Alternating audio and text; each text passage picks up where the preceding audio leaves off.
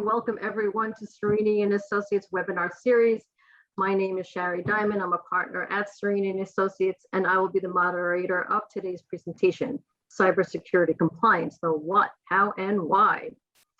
I am very excited about today's presentation. The area I oversee in the firm is about assessing internal controls, reducing risk, and monitoring compliance with laws, rules, regulations, policies, oh my.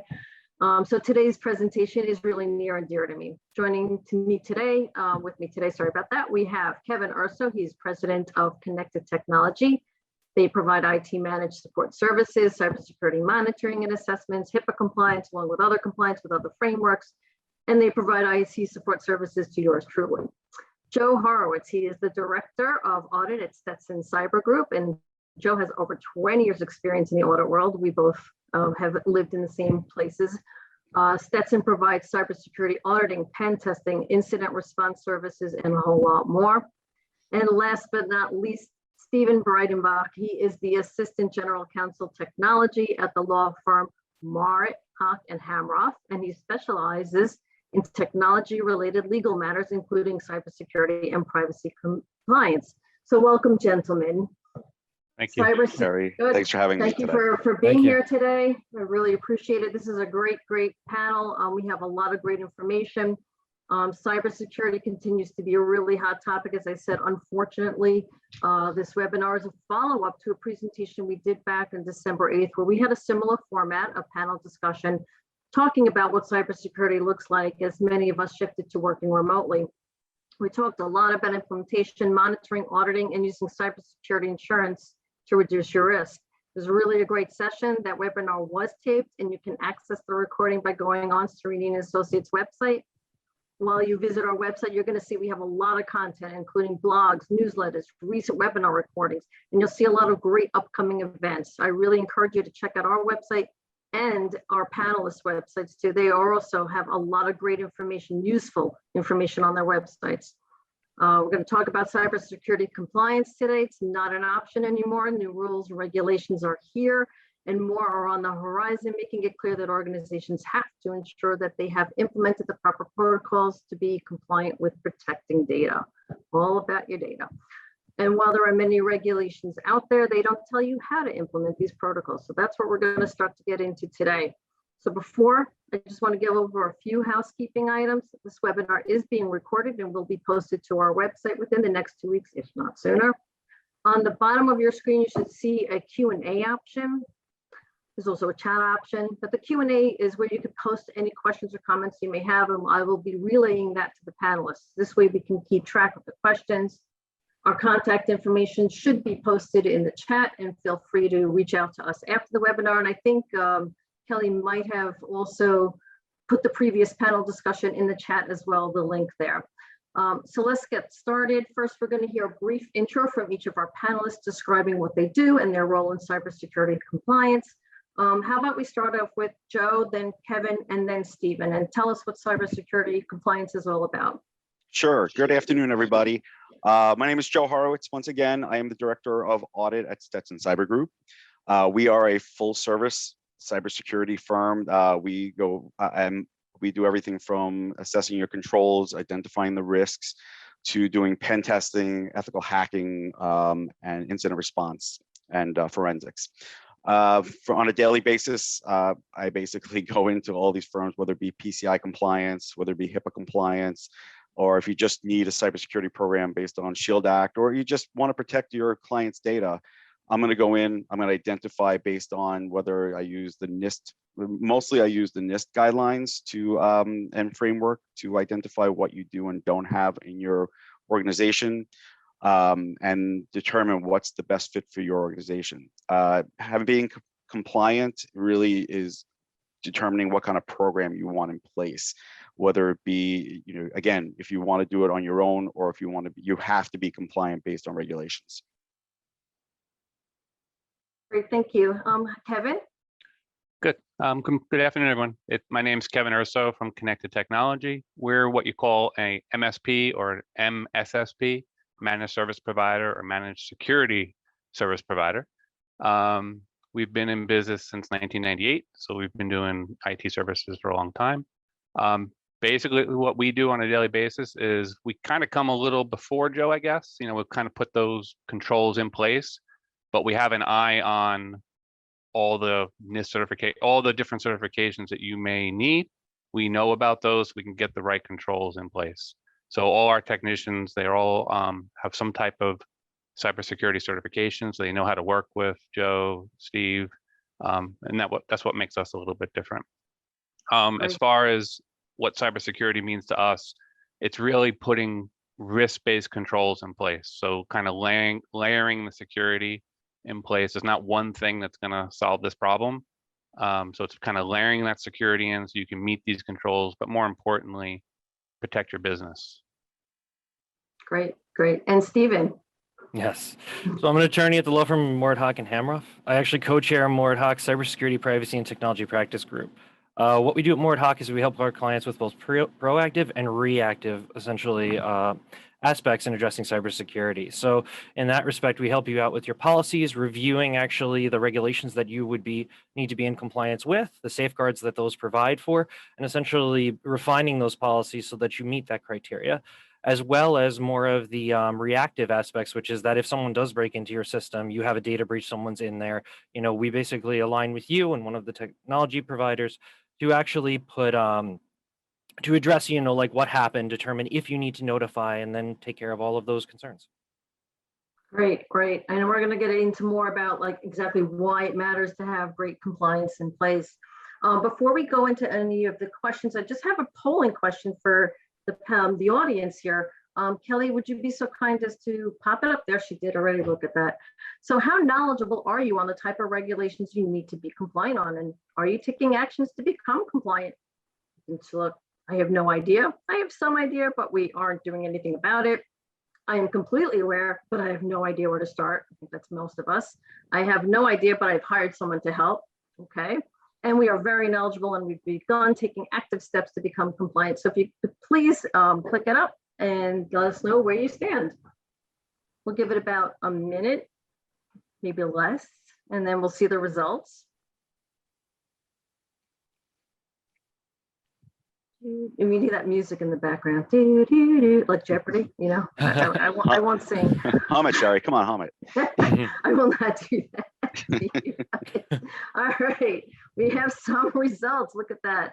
Can you all see them? I hope you can. Interesting. It's a really practically evenly spread out between the 5, which is kind of unusual. So some of us have no idea about, you know, what we need to do, and you're here. It's good. You have some idea and you don't know how to go about processing it or getting yourself in compliance. This is great too. A lot of the responses here, and unfortunately, you know, only 25% have answered that they're very knowledgeable and are taking active steps to become compliant. We need to do a whole lot more on that. So I'm just going to close that up, and we're going to move on to some general questions. Actually, let's talk about what are the different types of regulations that are out there. I know all 3 of you could talk about that. Maybe Stephen, can you start us off? I know you're very knowledgeable in all of the actual regulations. You're an attorney, so you can digest these things. Maybe you could highlight, you know, some of the, you know, the ones that are really impacting us. We know about the New York Shield Act, you know, Hipaa, FERPA. Can you walk us through some of those and explain what they are?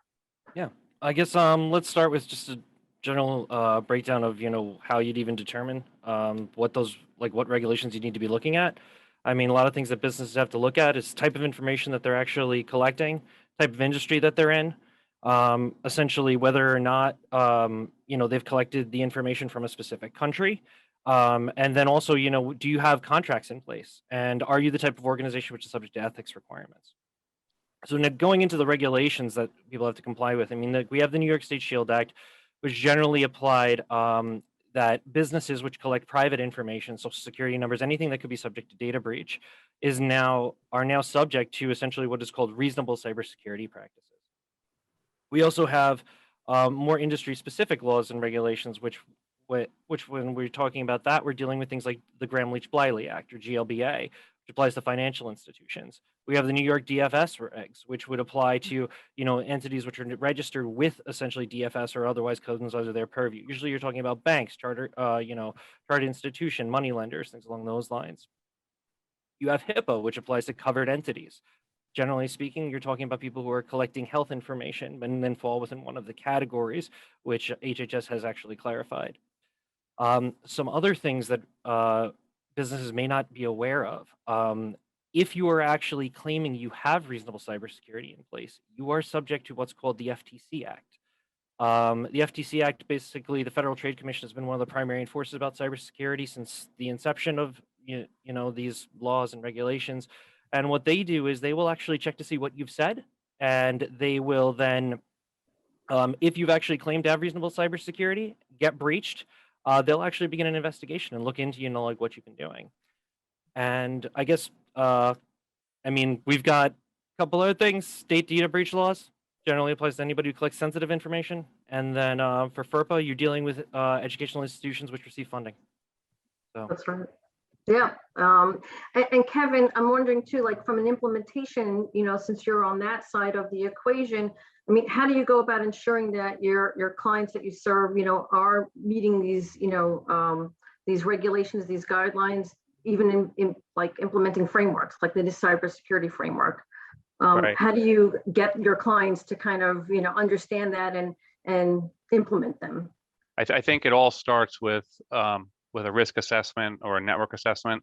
So the key is you have to know what you have on your network, what data you have, and then knowing, like Stephen was talking about, which regulation maybe you fall into, and then basing your controls off of that. A lot of it, you can use the NIST framework as a good standard, because that's a good place to start. And then you may need to fine tune depending on your organization. Right. And Joe, I know we both work in a lot of the same industries. I work a lot with public schools on Long Island, and Ed Law 2D is right there in front. That's actually been out for a number of years. Can you talk a little bit about like how the framework, the NIST cybersecurity framework, has to, really be embraced by not just public schools, but, a lot of entities? Sure. Let me start by saying that we're Stephen and Kevin are right. And the common thread is that it's really about protecting the data and privacy of your clients and your employees. The NIST guidelines really really give a good breadth of what you should be looking at to protect your data. It's a program. It really gives you a good standardized program that you can use, and you can use it across all different regulations. You can really plug and play it into if you need to be PCI compliant, if you need to be New York State Ed Law compliant, FERPA as part of that. It really is, it covers a lot of different sections, whether it be managing your assets, whether it be putting firewalls in place and what they need to protect, encryption, everything. So it really is a great start when you want to start looking at how you're going to protect that data once you know where it is and how to implement a program. Great. And I guess we just got a question in from one of the attendees, and I understand where they're coming from. So where do nonprofits fall into that when they're receiving state and or federal grants? Yes, you still have to, you have to know where you're getting your funding from, and you have to understand what kind of data you have. Right. But I guess, understanding what regulations you have to comply with. I don't know, Joe, if you want to take it, Stephen. So generally speaking, when you're actually receiving that grant, they'll put you on notice of a lot of the things that you do need to comply with. Depending on how you apply for the grant, also, they may tell you, one of the things that we're seeing is that they may tell you up front, when you apply for certain government, funds, that they'll tell you up front that, you have to comply with a certain cybersecurity standard to actually take that in, and how you're supposed to handle, what information you'll be having during that. Right. Joe, are you seeing anything on that aspect, or Kevin? We're seeing that a lot with, so we'll have clients coming to us if they're doing a bid or they are maybe getting a grant. It's part of the bid package now. So they're coming to us asking, can we meet these requirements? We're seeing that more and more. Right. Yeah. I'm the same thing. I'm seeing clients who maybe they do certain things for, say, PCI for JP Morgan Chase, even if it's a little thing, even if they're not doing credit cards, they're still being required to be PCI compliant. Mm-hmm. Wow, that's a lot of work behind the scenes, and a lot of places may not have all the infrastructure set up to meet those requirements. And but I think one of the places to start is about your data, and how do you talk to your clients and tell them how do they they don't always know how to classify their data. And there's something called the data classification policy. But I think it's really important that, you know, you just don't have a policy and you don't have the words just sitting out there. You really have to understand what it means, you know, to, you know, look at your data holistically and say, well, what do I need to protect? I mean, how do you advise your clients that way as far as, you know, where to start with just understanding your data and what needs to be protected? I could start with that. Go ahead. First off, I think that any client really needs to have someone spearheading the program and spearheading this issue. Someone who's going to understand what their business is collecting and really get it and have that mindset that they are going to try to protect it for their clients. If you don't know, if you really don't understand what you're bringing in and what you're getting and where it's going, then it's really not going to be very beneficial to start even any kind of program. So I stress all the time that you need to bring people into the program who are going to actually want to know where your data is, what's coming in, where it's coming from, and how to place it. A lot of times they just don't know where it's going. It's coming through emails, it's going through Dropbox, it's going through all these different areas, and then it's being saved on local drives, it's being saved on just when you open up on your phone. It really needs to be reined in, and someone has to take the reins on that. That person doesn't necessarily need to be an IT person.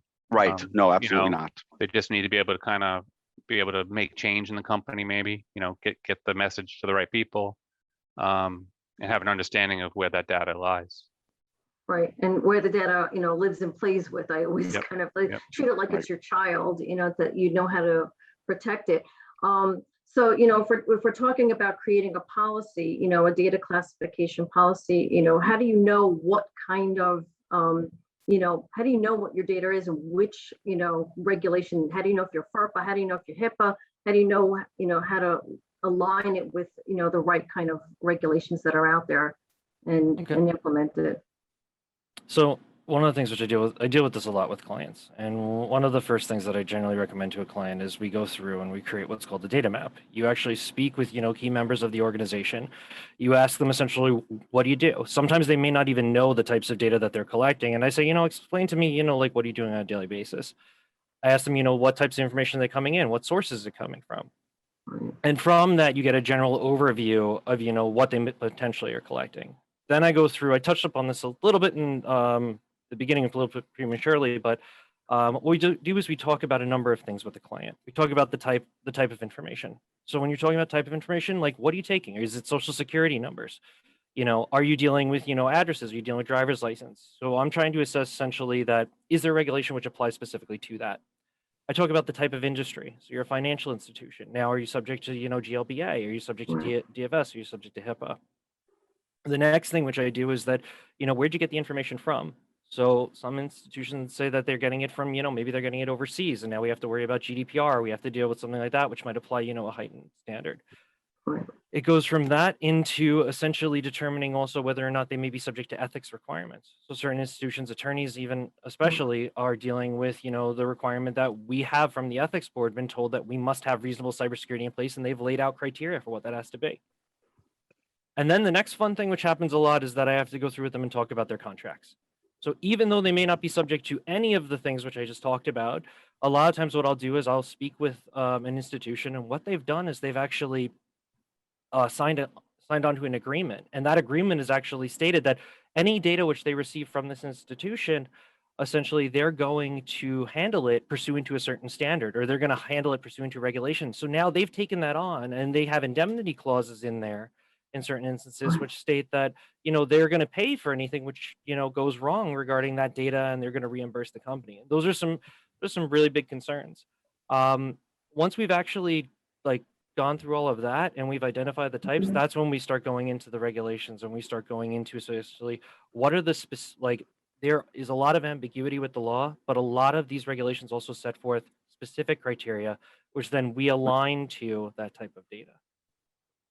Okay, so one of the questions that's coming in too is about really key guidelines to consider when developing a cybersecurity policy for a nonprofit agency. And I mean, I go back to, well, what data are you maintaining?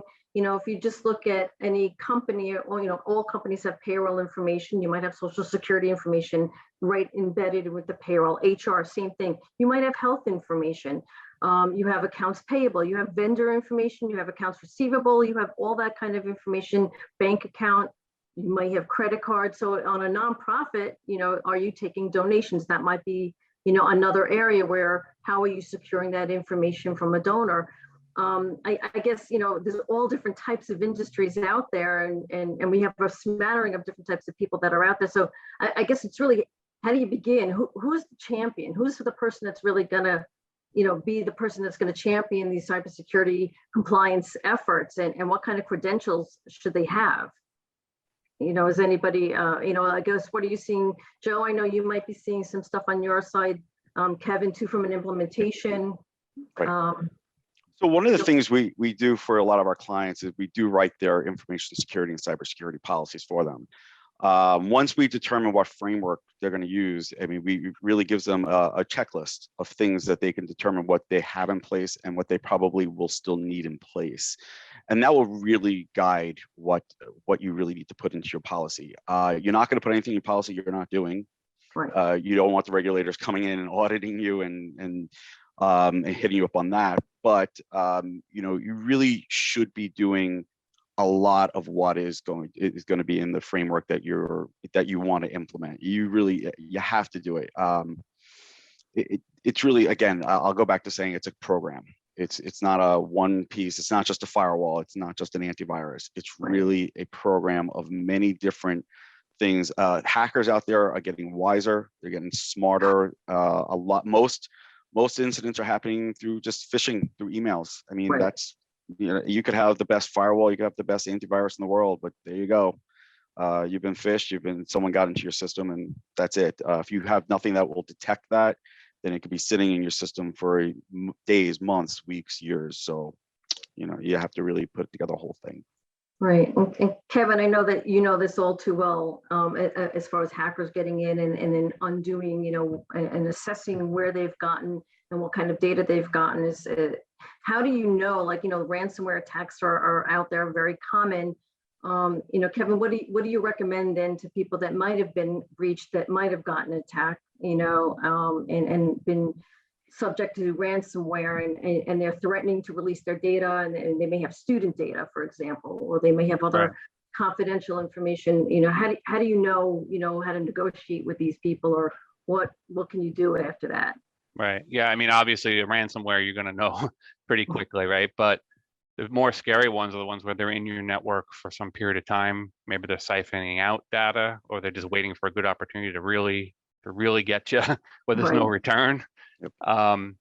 Honestly, you got to have some type of monitoring program in place where you got to be preventative with this stuff, because if you call us after the ransomware or after the breach, we get these calls all the time and they want us to magically fix it. There is no fix. And you got to plan ahead. You got to have your disaster recovery plan in place. It's really an ounce of prevention with this. Right.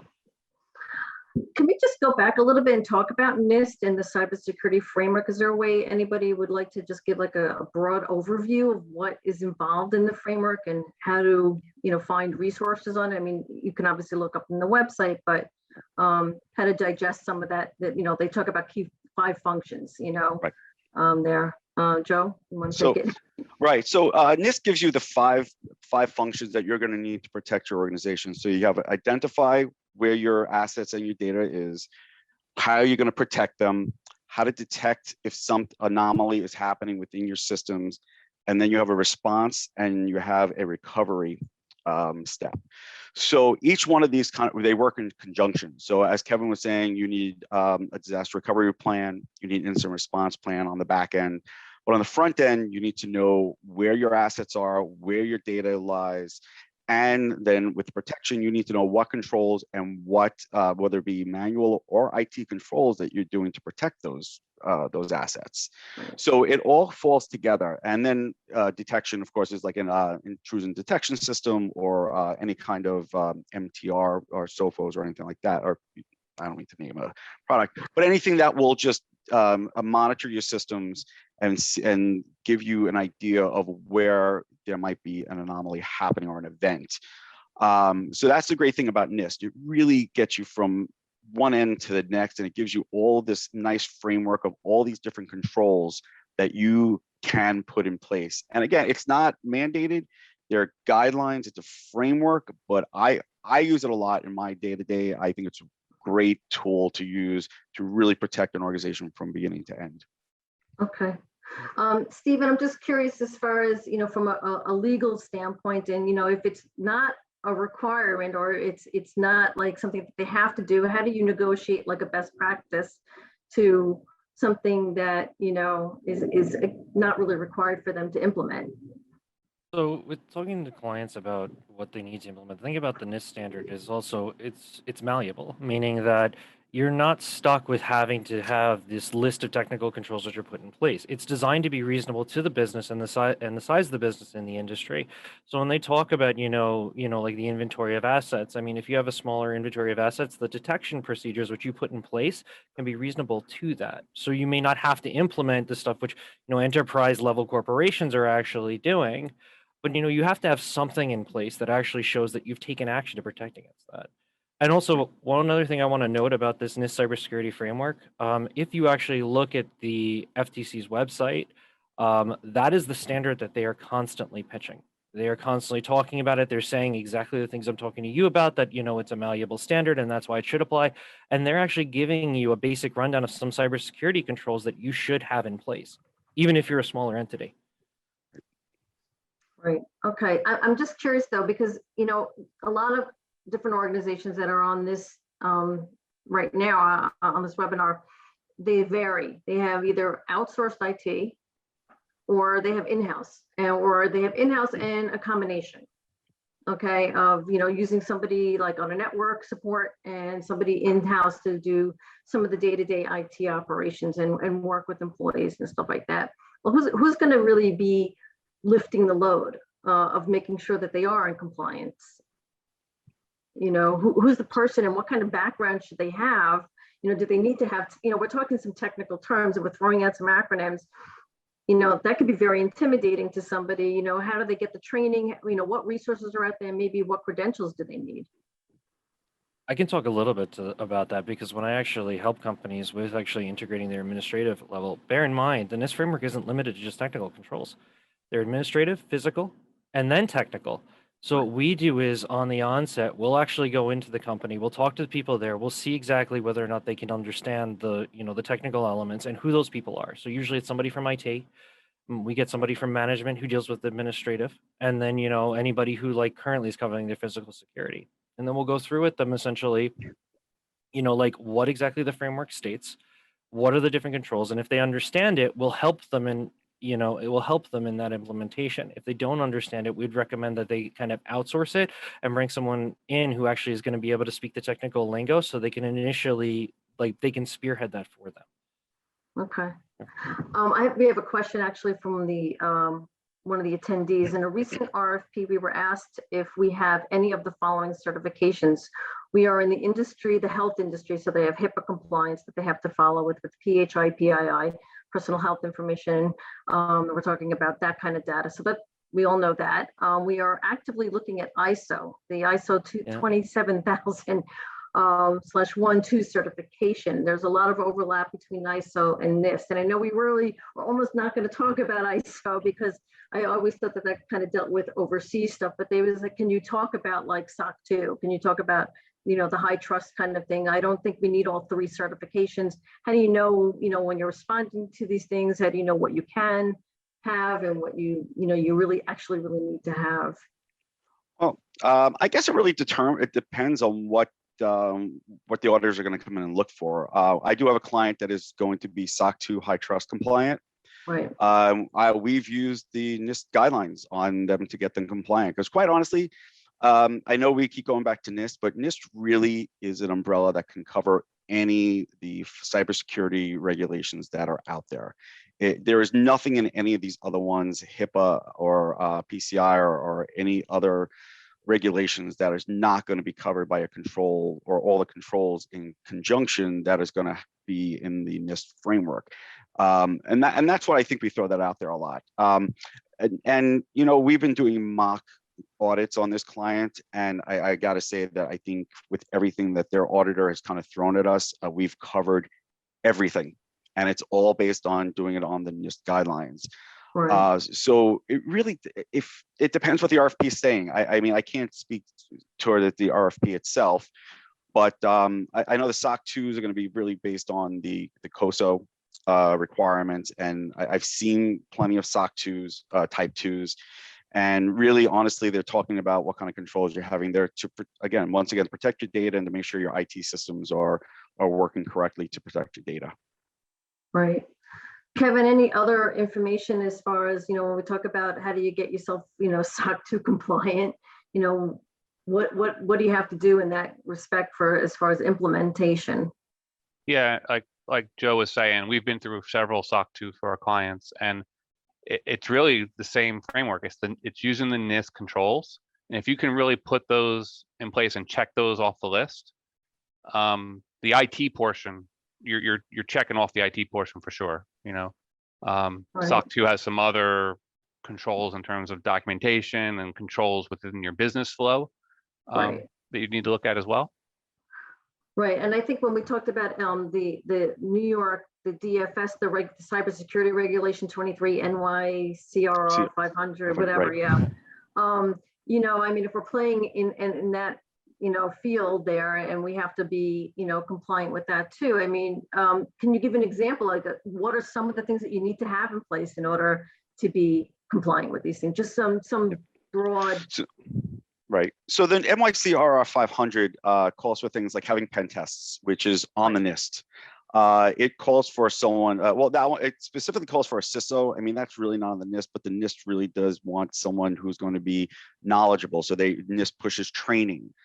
You know, and then at the end of the day, there's 10 requirements in NYCRR 500. And the last one really being that you have to annually put in your compliance certificate with them, right, to attest that you have these cybersecurity standards in place. Reading through the NYCRR, and there are some people who are going to say, "Oh, I'm a smaller business and I'm exempt from some of these things," but guess what? You're picked up in the SHIELD Act if you're a New York company. So I wouldn't discount having any of these, whether you want to use the NYCRR 500 if you think you're under that, or just using some NIST guidelines or anything, whatever, to protect it. No one's really exempt. And I think at some point, everybody's going to be fall under some kind of regulation. And the great thing is you can put controls to scale depending on the size of your business. Right. I think that's a good point. Go ahead, Stephen. One thing which I'd like to add, just the recent developments which I see regarding that NIST framework, and I know we keep going back to NIST, but the thing about the framework is that there's a movement in the industry which is called mapping. And what's happening is, and you can check, HHS has essentially mapped, meaning they've taken the security safeguards, which is under HIPAA, and they've actually aligned them to the NIST framework, showed essentially what's, you know, what will be equivalent and what's missing. And what we're seeing is that ISO is doing that.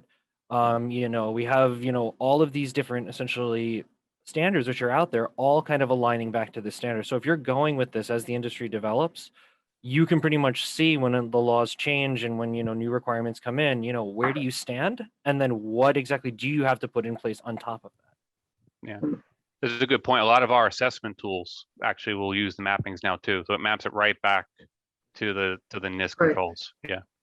All right, that's a good point, because I think it's really overwhelming for a lot of people. And I don't think, I think people have been caught a little off guard with IT, where I don't think they realize how much they have to spend. And that's another question we're going to get into about, you know, the cost of maintaining all this compliance. But we do have two other questions. Someone's asking if we are familiar with CFE certification through ACFE. As a bookkeeper data analyst, would you recommend paying $2,000 to study and take a test for certification? This person works in financial HR databases for various companies. Any thoughts on that question? The certification you take is really going to be based on the industry you're in, the position that you're in. you know, certified, talking about certified, which Financial CFE is scam or certified fraud, right? That's, fraud or financial. I'm Yeah. assuming, yeah, It's great to have those certifications. It really proves it kind of proves via a test of your worth and your certification. And it'll help you. But you know, it really you have to know deeper than just getting the certification of what you're protecting.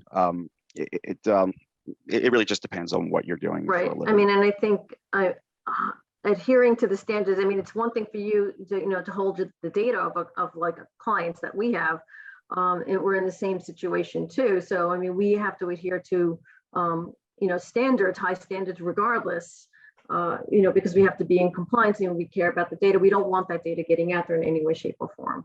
Right. Someone else is asking about HIPAA. HIPAA regulated businesses. What would a HIPAA regulated business need to do if all the data is cloud-based with BAAs, you know, business associate agreements in place with all the partners?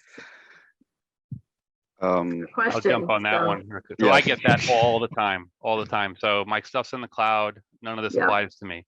That's definitely not the case. So what happens? Who has access to that system? What permissions are set? Do you transmit data out of that system someplace else? Do you get data in? There's a lot of things you have. Just because it's in the cloud doesn't mean it's automatically secure. You're just kind of moving where the data sits. Right. And I Right. think that's really important. Same controls have to be addressed. Yeah, very simplified. And Kevin, you're right. It's just that instead of putting the data in your server room and a room in your building, it's on someone else's server room in their building. So Right. that's the simplified way to looking at it. So right, the access controls, you want to look now you're gonna have the extra layer of also looking at SOC 2 reports of that cloud provider to see, hey, you know, do they have any failures in their IT systems? Were there any breaches that they didn't tell me about? And what are the controls I should be putting in place? Because they usually have a list in the SOC 2 report of what you should be implementing. So it's not just, hey, just put it in the cloud and done. Right. I always try to tell people it's your data. It's still your data. In the end, treat it like it's your child. And Yeah. one of the things just to note is what we're seeing. One of the things that we definitely see often is that, you know, because it is still yours, and yes, that is the case, you're just using somebody else to kind of help you. The thing which you still have to care about is that, yes, they might have signed an agreement, but if it were to come down to the fact that somebody went in there, took the data, you know, ultimately you're going to get the question of, well, how did you secure it? Well, you're saying, well, I signed an agreement with these people to say that they would secure it. But what you're seeing now in the industry is not just, okay, let me just give it to them and then they just get to hold it and I have no responsibility. What you're now going to see, and if you're taking anyone else's data, you're going to see it often, is that there's due diligence requirements. You're actually going to send them questionnaires. You're going to ask, what are you doing? You know, what happened with this? You're going to do a little bit of external monitoring just to see if, you know, there's any sort of, you know, like security incidents that were reported related to that entity. And you're going to have to keep on top of them because ultimately you are still responsible. Right. I think that's true. Stephen, I wanted to ask you something about these regulations. And if you're not in compliance, what's the bite? What can happen? Well, there's a lot of different things. You can get fined. I mean, you have all sorts of different fines depending on what regulation you're subject to. You have, you know, thousands per incident for, you know, failure of compliance. You have, you know, with data breach laws, we're, at least in one state so far, we're seeing that, you know, you could be fined per person's information who you actually lost. You also have the aspect that if you have a data breach, you're going to potentially have the FTC, which comes in and they follow this whole regimen where they'll go in, they'll investigate what you did. And if they find that you're in violation, they're going to fine you. Plus, they're going to charge you for the cost of their investigation. Plus, on top of that, what they're going to do is they're going to go and they're going to say, okay, you report to us now for the next 10 years, and this is what we find acceptable for your cybersecurity. And then you're going to have to implement that. You're going to have to make sure that you meet all that criteria. Otherwise, you'll be subject to, you know, violating that order with them. So it gets pretty extensive. There's also the fact is that there's personal suits which are coming out. Deceptive business practices have been used under state laws to try and sue businesses directly. California, we're seeing a lot of, you know, business. If you're taking California information, we're seeing, you know, businesses getting sued, you know, under there for, you know, violating, you know, the California law. And even they're doing that now. They're trying to pull that with privacy as well. We have to see how the courts come down with it. And the thing to just know is that we are still in like the Wild West in the legal structure. I mean, this is going to be subject to a lot of interpretation. And if there's one thing I would say that you should do is, you know, don't get caught with not having something in compliance. get one of these standards, look at, what exactly the criteria is, and try and get something in place so that they don't go, well, you don't have this at all. You want to at least be able to come forward and say, we did something, we didn't just let it sit. So I think this comes down to a bit of how do you implement, these kind of cybersecurity protocols in place, and a lot of questions we get asked is like, well, what's the cost? And I think this is going to be really tough to answer, but like smaller organizations who may have limited budgets, nonprofits just cannot spend the money on their IT infrastructure. And of course, they're targets. Schools we know have been targets, across the nation. How do they build it up? How do they get there to maybe implement, things, or how do they have to budget for this? What do they have to kind of come up with as far as capital? Kevin or Joe, I don't know whether you can chime in on any of this, but it's definitely Yeah, I think it starts with that risk assessment. So you need to know where you're going to put your money, right? So you don't want to be just throwing it across the board. Find out where your biggest risk is, and that's where your spend should be. It doesn't have to be prohibitive. Maybe your IT provider will have some packages that they could offer. You can use there are some free stuff out there for small organizations, nonprofits, schools, right. and combine that together to kind of put your plan together. One thing I would say though is look at if your IT provider is coming to you and saying, hey, I have this bundle, you got to really look into that and figure out what are they really giving you. We constantly see cybersecurity protection, and they're giving them antivirus. That's not cybersecurity, and you have to really understand what the different levels are that you need to implement against your risk assessment. It's very custom to your organization. Right, and Joe, you also go in and do different types of assessments as well, and maybe working with government types of entities. And someone asked about government funds.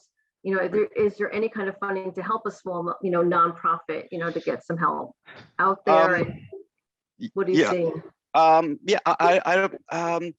don't know about the funding from other ones, but I know, for the school districts, I know that the New York State is doing some of the funding, and they're funneling it down through the BOCES system, and they're going through the schools. So there is some help out there. It depends. You really have to do your research depending on which kind of funding that you're getting and where you're going through. Going back to what Kevin was saying, though, risk assessment is very important. And I think if you don't have that kind of money, you definitely do the risk assessment, but training, you want to get even though you want to get these little pieces in place, the training is important. Going back to phishing is huge. Some of these phishing emails, you just can't tell. You just don't know. And if you're not aware and you're not trained, then you don't have regular training like annually, then it's not going to stick in anybody's head, and you're going to click on something. I've seen so many instances where people are just opening emails, clicking on the attachments, sending wire transfers, and it shouldn't be happening. This day and age, I mean, as advanced as they are, just to hear how many people are just not aware of what's going on out there with everything that's in the news. Sometimes it's mind-boggling. Right, and we're big advocates for training too. We all talk about risk assessments, and I know in a risk assessment in the audit world, it can mean something a little bit different. But when you're talking about this kind of a detailed IT level risk assessment, I mean, what are the components of that kind of risk assessment? How do you go in? You talk about data mapping and certain questions that are there. I mean, this is not just your regular auditor coming in and doing this. This is somebody that has to have specific knowledge, a little bit more in depth about the whole IT infrastructure. What would be some of the types of questions, that would be asked, and what kind of person should be, you should be working with, maybe in that sense? Sure. Yeah, I'll take that if you don't mind. So first of all, you're going to go in and you talk to someone who really has an overall knowledge of the entire business and really understands where the policies are and how the operations are running. The first thing I usually ask for is the hardware and software inventory of the business, to really understand and just basically asking the question, where are you keeping your data? Do you have policies in place that tell people that they can't save the data on their local drives and things of that nature? So I'm looking at hardware inventory, software inventory, and policies. How are you governing your organization? What's your tone there? How do people really, what's the mindset going on within the organization? Right. From then on out, then you could really determine based on those policies and what they have in place and where everything is residing, what kind of assessment you're going to do. Again, I do a lot based on the NIST risk assessment. I know NIST seems to be everyone says NIST, NIST, NIST. There's 20 basic controls in NIST, even though there's these sub controls that also go on in there. But the NIST 20 controls really give you a high definition of, hey, you need security awareness and training. You need pen testing. It doesn't give you the granular, in sub controls it does, but it doesn't say, if you adopt the CIS 20, then you can kind of implement it the way you need to implement it so that you have protections in place. So I'm going off of those to begin with, the CIS 20. And then in addition, I'm looking at physical security and vendor management that are not yet really in the NIST, although NIST is starting to do supply chain to really identify how your organization is doing things as a whole. So, I mean, when we have to do these assessments, I mean, I would assume that you would need to work with and depend on some people inside the firm that are somewhat technical. I mean, we have a couple of questions sitting out there. I mean, we don't even have IT professionals, they're saying, in our company to tap into. What do you do at that point? I work with the MSP providers like Kevin. I mean, if you have it outsourced, well, then in those cases, for the ones that do have the outsourced, we do work directly with their IT providers. So that's, they're very accessible. They're usually very helpful. For those organizations that are just these smaller organizations that really have maybe an antivirus, my knowledge helps them as much as I possibly can to kind of understand. I'll ask them along with the questions just to say, listen, we do have people on staff who can go in, read your systems, do plug in the box, do a vulnerability assessment to see where your holes are. So there are things that can be done without having to really guide you through. And then, at the end of that, you get a report after the vulnerability assessment of a report that we will walk through with you to understand, like, where are your major holes. Right. Kevin, you had mentioned something about free resources out there. I think you had mentioned this just before, and we had a question: is there a way to get a list of those free resources, especially for nonprofits, and then the ones that are saying that they have limited budget and staffing? I don't know if we can get that. Maybe we could send it out after, to the participants in there. I had another question. Go ahead. I sent one of the links which I'm provided is great. actually to the FTC small business guides. So they'll actually list, and if you read through that, they'll tell you like a list of basic controls that you should have in place and an explanation of what to do to put them in place. That's great. Okay. There's also policies I can send over to. Well, I'll give you a basic set of policies. They're not going to be, you're going to have to customize them for your organization, but it'll give you a good starting point. At least you'll know the 10 or 12 policies that you need to have. Right. I think it's always helpful to start with a template. And then, it's easier to kind of fix it at that point. And then someone was asking also about the New York Shield Act. To comply with it, does New York State provide a template of the written documentation needed to comply? If not, can we find that elsewhere without incurring excessive legal fees for that documentation? So I don't recall seeing templates. Stephen, do you see templates for the Shield Act? I mean, there's no templates yet. No, I think as long as you're implementing a policy that's in conjunction with what they're requiring, and honestly, again, we write policies for clients, and I really base them on the NIST CIS 20 controls. Like, what do you have in place? Do you have an intrusion detection system? Here's what we have. Do you have change controls? Do you have access controls? These are all the things that are going to be needed in a policy or anything like that. Speaking to the New York Shield Act, bear in mind the New York Shield Act generally says that you must have reasonable cybersecurity in place, and it leaves that up to interpretation. So if you're a smaller entity, I mean, there is some wiggle room. The thing here is that where they actually list out those criteria under the Shield Act is for what's called the safe harbor. So if you have that in place, generally speaking, they say you have reasonable cybersecurity. So one of the things that I would recommend is that when you have a copy of that Shield Act and you've looked through it, first take a look through those categories and make sure you can align something to them and explain it. And, from there, you can go from there. Even if you're a smaller entity, I mean, you should be able to look and say, okay, well, we have something which kind of addresses this. And this is a question that I've been asked also, and someone just asked this now about the New York Shield Act recommending having a chief information security officer. I mean, we're starting to see some different titles and roles, developing out of all this. We're not big enough to have that as a dedicated position and would roll it into someone else's responsibilities. This is typical. Would it be more appropriate for an IT director, a general counsel, or someone else entirely? So, I mean, what I try and do for these companies is that it says that you have to have a person who's in charge of it. What I recommend to businesses is that if you're smaller, get a committee together who's actually working on this, and then you can appoint the person who's the chair of that committee to actually be like the CISO. So this way, it's not just one person getting all the responsibility, because there's going to be interpretations, there's going to be ambiguity, and you're going to have to see it as, as what Joseph was saying, somebody who's actually has a full overview of the company. And sometimes it's not just one person. Sometimes you need a couple other people to rein in. So I think that's the way that generally address this. Yeah. And I guess from either one of you, Kevin or Joe, I mean, have you seen different types of environments that are more decentralized? How do you deal with, implementing, or getting somebody to spearhead, the compliance part? Yeah, I mean, on our side, that's our challenge. That's kind of a role that we sometimes take on almost. We're kind of a traffic cop a little bit, kind of getting the different people to get involved. It depends on the organization. Some have that person, some don't. So we try to kind of step in and try to help out with that piece of it. Okay. Yeah. Yeah, agreed. It really depends on the organization. A lot of the small clients I see usually have someone, whether it may not be a true CISO role, but it's someone who is a security director or something of that nature, who can kind of guide the organization as to where they need to be while having these conversations with everybody there, including the IT and everybody within the organization.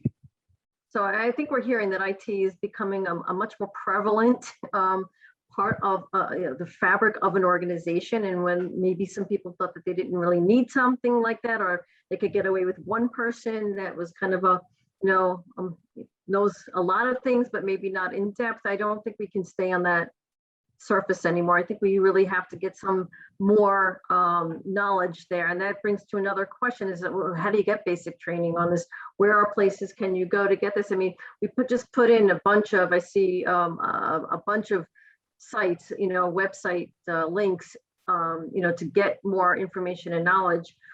But this is a lot to digest if you didn't have the background. How do you start with this? How do you get basic training? I'm older. I'm not going back to college right now. Yeah, I mean, it really is a career. It depends on what you're shooting for. Yeah. If you're trying to get a basic knowledge versus are you trying to really dive into this? Yeah, it's overwhelming. It could get overwhelming with all the resources that are out there and all the different, there's not one overall umbrella standard that just is, everybody's like, okay, this is what you got to do.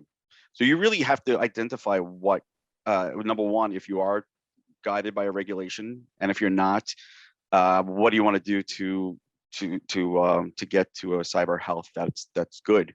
I push the NIST because it is really all encompassing. You can take those top 20 controls. It's not, I think 20 is digestible, without looking at the sub controls, to just say, oh, okay, I need a training program. And then the question would be after that is like, where do I go? And I get that. And, and those are the kind of things you can turn to your MSP provider if you have one, or you could turn to your auditors, or you could turn to someone like myself or Stephen or Kevin to ask those questions. Yeah, I don't know if it's realistic to think this is a DIY type of task. No. You kind of have to live and breathe this. I mean, like when I'm constantly listening to podcasts about the latest security breach. It has to be constant because it changes so quickly. Right. And Stephen, you've had to digest a lot of this stuff and then advise your clients on how to do this. And again, we all agree there's these regulations out there. They don't really tell you how to implement them. They just tell you have to have this. And I guess, how does somebody know that they've really successfully, implemented everything, that they are in compliance from a legal standpoint? They've passed your test. So the thing about it is, like, what you're looking at in terms of compliance from a legal standpoint, there is no set line pursuant to what it is, unless you're dealing, like, let's say you're dealing with the New York Shield Act. They have the safe harbor provision. We can align them with that, and then they know, okay, well, you've got these things in place, and therefore, you should be in compliance. But still, remember, someone at that organization who's enforcing that is going to be interpreting it. So what I Right. generally recommend for clients who are, trying to become in compliance is that I look back to what I talked about with FTC was primary enforcer. I look at the cases where they've brought against all these entities, and what I've seen is that generally speaking, when the FTC has brought an action against an entity, it's for something blatant. It's like they did not, like they had notice of it. They got like, months before they've received, like a communication or a letter stating, listen, we see you have a security vulnerability, and they did nothing. And then someone got into their systems and then took it. It's not like, like these Russian hackers are like breaking into your systems and doing all these complex tasks. It's usually what happens is that they left, their information publicly available to the internet. They allowed, like certain, firewall configurations where people could get in, easily. They refused to do any sort of monitoring, and they got caught essentially not doing that. Or when they implemented monitoring, they didn't actually see like they had, like they had all this information which someone told them must be protected, and they never applied the monitoring standards to that information. It's blatant things that these regulators can actually look at, Okay. Right. and then essentially say, okay, well, we've got this Yeah. company. We see the same thing on the HIPAA side. It's Yep. usually not the one or two small thing. It's when the fines come when they're trying to penalize you because you didn't do, you ignored the problem for some period of time. Right, and we're almost at the top of the hour. I told you it's going to go fast. I'm just, for final points, to kind of hone in on, if you have been breached, you have to, and you have data that is, considered something that needs to be protected. I mean, almost all data is. It's hard to imagine that any company is dealing with anything that, is not protected in some way, shape, or form. So I guess, that's already too late, when the regulators are coming in to kind of go back in and look at what you did and how the breach happened. What could you be doing to be proactive, to be preventive, in that stage? Maybe some final key words you could impart to our attendees that are listening. Yeah, if you don't, I'll start. So first off, try not to panic if you get breached, but try to. I think that's the important part of the identification in the standards in their 5 steps. You have to identify it quickly. What we do with a lot of our clients is we give them a red cable in their server room if they're not in the cloud, and we say pull that cable so you have no more reach to the outside. So at least you can isolate the problem and hopefully stop the problem. And the quicker that you call your whoever it is to come in and start finding where the problem is and isolating it and doing some forensic work, the better. You don't just let it keep running through your systems and keep doing things like that, but just don't panic. Yeah, that's why you really need to have some kind of support, whether it be your Kevin's or someone like myself or Steven to come in and be able to just walk you through these things. And please don't just say, I'm going to pay the ransom. Because a lot of times it's illegal to even do so, because if it's a nation state and it's on their list, you're not only going to just pay them, you're also going to get heavily fined for doing so. And then you may not even get your data back. So just, think carefully, walk through, have a plan, just have a plan for when a breach happened and document that plan.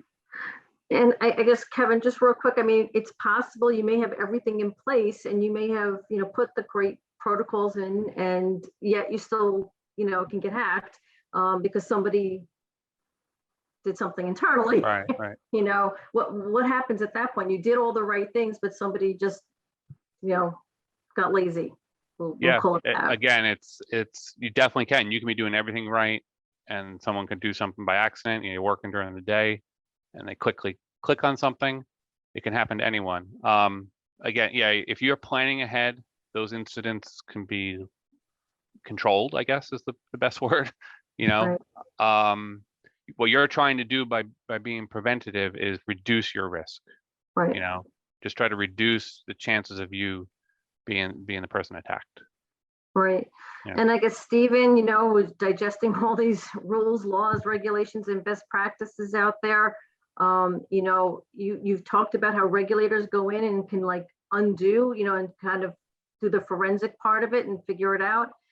Is there a way you can say, hey, I know that these are the things that they're going to be looking for? Is there you know, I live in the Medicaid world also, and they have great guidance out there, and they show the questions that the Medicaid auditors, OMIG, would ask.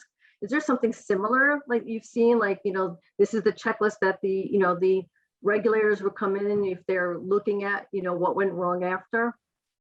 Generally speaking, I mean, like they're going to check to see, you know, what they've specifically stated you need to comply with. Usually that's listed in a number of different sources. I mean, you've got what's in the law, you've got what's in the guidelines that interpret those laws. And then from there, you've got also whatever they recommend as an industry standard that you're supposed to review. Example speaking, which Joseph brought up with the CIS, with the CSC CIS 20. One thing, Joseph, is that California, actually, the AG came forward and said, I think baseline cybersecurity is at least implementing those controls. So just alone, like if you're actually reading the people who are enforcing this, what they're saying, you can start setting where that baseline is. Okay. Any final words from my three panelists here? Any words of wisdom to anybody that you would like to share out with anyone? Yeah, I would say just, you know, be proactive. You know, no matter what size your business is, you have the mindset that, hey, you know, this could happen to me. I know it's scary, but if you really take it a little bit at a time, just a little bit at a time, then you realize that you can protect yourself in little ways. Don't look at it, this whole big thing coming down on you. Take a little bit of program at a time. You know, you'd be very surprised that there are some things that you already have within your system that are free resources. Like if you have Microsoft, you can enable BitLocker, which is an encryption of your data. So there are things out there that you just may already have that you can implement. Then you could determine, oh wait, this isn't so bad. Maybe there's some more I could do. And there's resources out there for you to talk to. It sounds like really you got to get a good consultation going with either one of you at this point. Kevin, any last words? Yeah, I think the same thing. You have to get started. Just do something. I think it starts with that assessment, because that's really going to tell you where you are, you know, give you a baseline, and then you're going to know, you know, where your problems are, and you can start ticking those off one by one. Great. Stephen, any final words? I would say, generally speaking, the link to the FTC guides, which actually talk about what you should have in place as a bare minimum for a small entity. Take a look at that, and that'll give you, like, they try and make it in plain English so that you'll have an understanding. And then from there, I mean, it's just gonna be a matter of your questions, and you know what, I guess ask yourself one question, which is, what are you afraid of? What do you think is gonna happen? What are you trying to protect? And then ask, well, what have I already done to stop it? And, you know, see if you're comfortable. And if you're not, you know, use essentially what's there to see if you can build something else and layer that approach so you can better protect it. Right, that's really great advice from all three of you. And I think one of the questions we ask, you know, as internal auditors for even external auditors, what keeps you up at night? You know, and exactly, and how do you know that the answers that you're getting from some of your key managers in your key areas, and in this case IT, you know, are satisfying, you know, those fears that you might have, and so making sure that you have everything in place in these protocols. This is a great session, another one. There's a lot still more to talk about if we wanted to get into.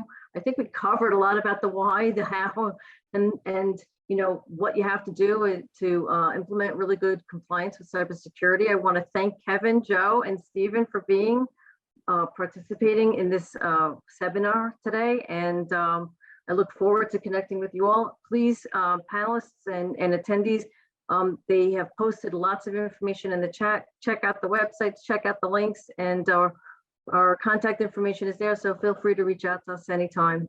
Thank you so much, everybody. Have a great rest thanks of for the having day. me. Thanks for having me. Stay well, everyone. Thank you, everyone. Thank you.